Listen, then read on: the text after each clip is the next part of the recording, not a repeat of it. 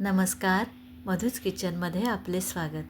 पारंपरिक पद्धतीने अळूचं फतफतं कसं करायचं ते तुम्हाला दाखवते. या भाजीला अळूची पातळ भाजी म्हणतात किंवा अळूचं गरगट म्हणतात. अळूचं फतफतं एकदम पौष्टिक आणि चविष्ट आहे. रेसिपी साधी, सोपी आणि पटकन होणारी आहे. अळूच्या पानांना हात लावण्यापूर्वी असं हाताला खोबरेल तेल किंवा गोडे तेल लावून घ्या, कारण अळूच्या पानांना खूप खाज असते. तर हे भाजीचा अळू आहे. याचा रंग हिरवा आणि पानं पातळ असतात. तर हे अळूची पानं मी स्वच्छ धुवून घेतली आहेत. तर आता ती कशी कापायची तुम्हाला दाखवते. पानं आणि देठ कापून घ्यायचे आहेत. तर पानापासून देठ कापून घेतला. त्यानंतर हे देठ सोलून घ्यायचे. अळूच्या देठावरचा असा पातळ पापुद्रा सोलताना हाताने किंवा सुरीने सोलला जातो. अळूचे देठ सोलणं फार गरजेचं आहे. या पद्धतीने तुम्ही पानं आणि देठ वेगळी करून देठ सोलून घ्या. मी इथं पानं वेगळी करून देठ सोलून घेतली आहेत. ही त्याची सालं अशी येतात, ती फेकून द्यायची. हे बघा, हे सर्व देठ सोलल्यावर हे असे दिसतात. तर आता ही पानं घेतलेत. आता ही अळूची पानं आपल्याला कापायची आहेत. 10-12 पानं एकावर एक घेऊन रोल करून अशी सुरीने कापून घ्यायची. हे लांबलचक पाती आल्या त्या आणखीन मी बारीक कापून घेते. हे बघा, सर्व अळूची पानं अशी बारीक कापून घेतलीत. भाजी कापण्यापूर्वी हाताला तेल लावल्यामुळे हाताला अजिबात खाज आली नाही.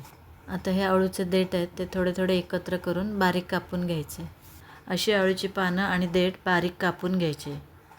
बारीक कापल्यामुळे भाजी खूप छान शिजते आणि स्मॅश पण चांगली होते. कापलेली भाजी आणि देठ एकत्र करायचे. एकत्र करून मी आता कुकरमध्ये शिजवणार आहे. त्यासाठी ही सर्व भाजी कुकरमध्ये शिजायला घालते. त्यात पाव वाटी शेंगदाणे आणि 1 वाटी मक्याचे दाणे घालते. अळूची खाज कमी करण्यासाठी 5 चमचे चिंचेचा कोळ घाला. भाजीला थोडासा घट्टपणा येण्यासाठी 2 चमचे बेसन घाला. अळू थंड असल्यामुळे काहींना पोटाचा त्रास होतो, त्यामुळे थोडंसं आलं किसून घाला. त्यामध्ये 2 चमचे तेल घाला. तेल घातल्यामुळे भाजी चांगली मऊ शिजते. आता हे सर्व व्यवस्थित मिक्स करायचे आणि यामध्ये 2 ग्लास पाणी घाला. पाणी घालून पुन्हा व्यवस्थित मिक्स करून घ्या. भाजीच्या थोडं वरपर्यंत पाणी यायला पाहिजे. 2 ग्लास पाणी घातलं आहे. आता कुकरला झाकण लावा. गॅस पेटवा. मोठ्या आचेवर 4 शिट्ट्या करून भाजी शिजवून घ्या.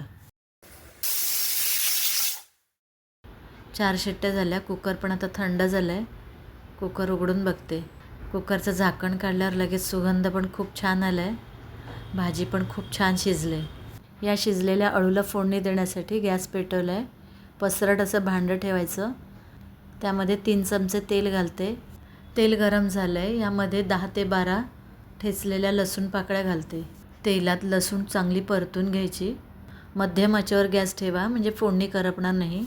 त्यात अर्धा चमचा जिरं, अर्धा चमचा मोहरी, पाव चमचा हिंग व्यवस्थित परतून घ्या. यामध्ये 1 चमचा लाल तिखट, 1 चमचा काश्मीरी मिरची पावडर, पाव चमचा हळद घालून व्यवस्थित परतून घ्या. आता हे परतून झाल्यावर शिजलेला अळू रवीने घाटून घेतला आणि तो सर्व अळू यामध्ये घालून व्यवस्थित ढवळून घेते. अळूचं फतफतं किती पातळ आणि घट्ट पाहिजे त्यानुसार पाण्याचा वापर करा. कुकरमध्ये थोडंसं पाणी घालून मी ते विसळून घेतलं आहे आणि छान ढवळून घेते. 1 चमचा मीठ घालून व्यवस्थित मिक्स करून घेते. भाजीचा सुगंध पण खूप छान येतो आहे. गरज वाटल्यास पुन्हा रवीने असं घाटून घ्या. उकळ पण छान आलेली आहे. त्यामध्ये 2 कोकमं घालते.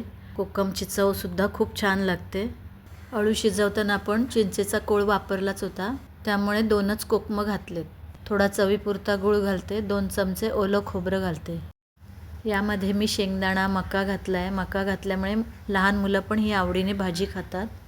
याशिवाय चणा डाळ, मूग डाळ, पावटे घालूनसुद्धा भाजी ही उत्तम होते.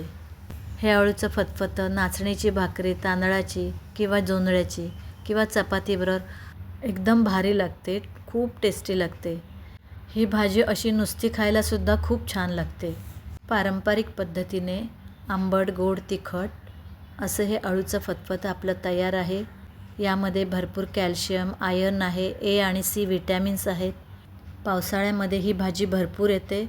तर ही आरोग्याच्या दृष्टीने खूप फायदेशीर आहे, नक्की करून बघा. अळूवडीची पानं डार्क हिरव्या रंगाची आणि पानं जाड असतात. तर त्यापासून अळूवडी कशी बनवायची त्याच्या वेगवेगळ्या रेसिपी मधूच किचन चॅनलवर आहे, नक्की सर्च करा. अशाच मधूच किचनच्या छान छान रेसिपी पाहत राहा, करत राहा आणि खात राहा. धन्यवाद.